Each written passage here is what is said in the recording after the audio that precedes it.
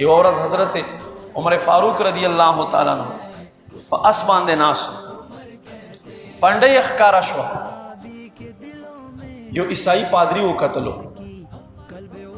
پنډۍ ښکاره شوه نو عیسائی پادری په باندې نظر شو، دا خپله پنډۍ پټه کړه، خو هغه له خولې نه یو ټکی ووته. ټکی څه شی و؟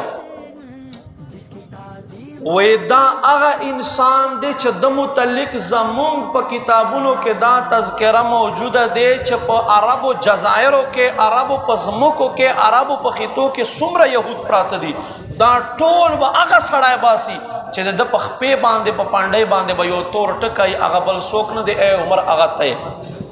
او اکه خبر وه نبی علیہ السلام فرمایل اخرجو یهود والنصارى من جزیرة العرب، نبی علیہ السلام اوباسه یهودیان او نصرانیان د عربو جزایرونه، عربو عیسونا. حضرت عمر فاروق رضی الله تعالی عنہ دا سے لخت پس راواخستلا چې نن هم سور لسوا کاله تیر شو، اوس هم تر اوسه پورې هم د یهودو یو کور هم په عرب ځمکو باندې نشته دی. زمانو آباد و، خدا هغه پیشن گوئی چې آسمانو کتابونو کې د حضرت عمر متعلق شوی، حضرت عمر رضی اللہ تعالی عنہ متعلق شوی.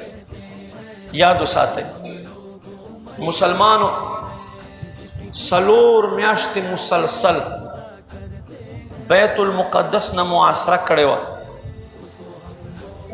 کل فلسطین گیر کڑے ہو، مسلمانو معاصرہ کڑے ہوا. سلور میاشتو بعدا دی عیسائیانو یو پادری ودرے دو کلعے باندے چکلے تروخاتو وے قتلو. حضرت ابو عبیدہ بن جرح دی مسلمانو سپاه سالار کمانڈر چوے قتلو وی تاسو فتح نشئی کولے، وی دا ولی وی مونگ پا کتابونو کے لکلی دی چھ مسلمانو آخری نبی امت کے با یو سڑای را پورتا کی گی چھ اغا انتہائی بہادر وی،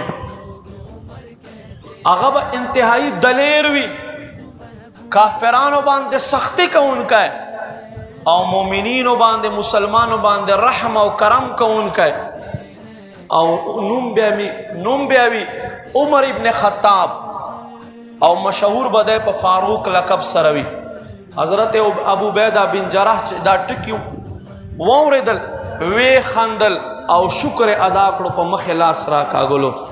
اگا یہودیانو عیسائیانو کم پادری چھو مشر اغوی داولے وی بس اوز بیت المقدس زمون پلاس باندے را گئے، زمون پلاس باندے را گئے. وی اگا سڑے خو پتاسو کی نشتا، وی اگا تا امیر المؤمنین ویلے کی گی، اگا تا امیر المؤمنین ویلے کی گی. او درے بر اعظم باندے حکومت کا ان کا دا مسلمانو لیڈر حضرت عمر فاروق چاہاں متعلق اللہ نبی فرمائی اے عمر پا اللہ میں دے قسمی پا کمالار چتزے پا غلار باندے شیطان ہم نزیتانا یری، پا کمالار چاہے عمر تزے پا غلار باندے شیطان ہم نزیتانا یری.